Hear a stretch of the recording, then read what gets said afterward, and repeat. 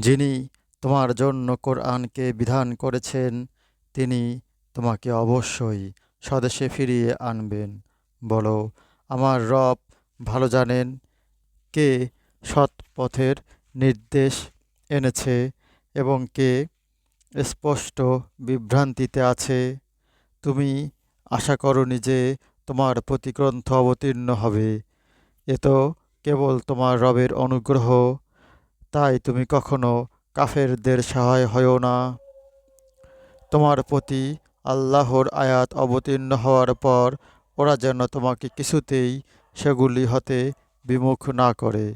তুমি তোমার রবের দিকে ডাকো এবং কিছুতেই মুশরিক হয়ো না।